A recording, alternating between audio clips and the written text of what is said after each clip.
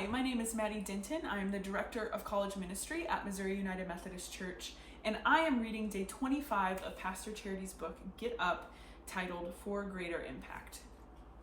Tabitha's story reminds me how important community is to a resurrected life.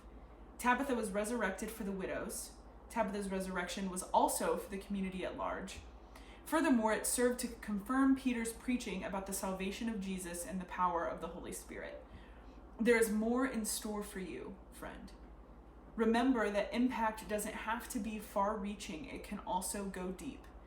What mark do you desire to leave on the world? When I was studying my undergraduate degree, I was an interdisciplinary studies major, which is just kind of fancy for I studied a lot of stuff and I graduated in 4 years. And one component of my degree was journalism. And so in the first week of classes, I had a professor who said two things that I've actually carried with me into just about every other area of my life. The first was that it's not about you. And the second was that words have meaning. It's not about you, and words have meaning. And in that context, I think that was wonderful advice, right? Because, there's a responsibility that comes with the stories that you are tasked to tell. And I think when it comes to faith and resurrection and what that looks like, I think that also applies here really well. Tabitha's resurrection, it wasn't just about her. She experienced resurrection, and because of that, her story was forever changed. And, she was resurrected for the widows.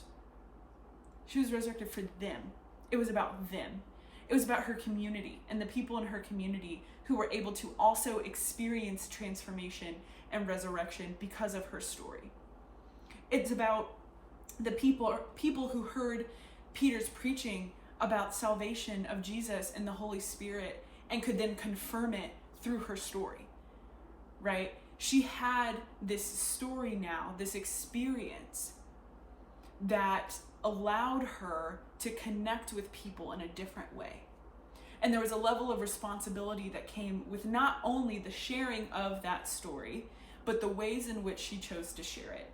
And this is something that I've seen in my life. There are things that I have been through that I've experienced resurrection because of, and they allow me to better connect with other people and to help them process the resurrection that they are going through, right? And there's a responsibility that I have to use my story in a way that is loving and is kind and is helpful to those in my life, but also that I share it, that I tell my story, that I am open to creating space so that other people who have experienced something similar feel that they can also share their story.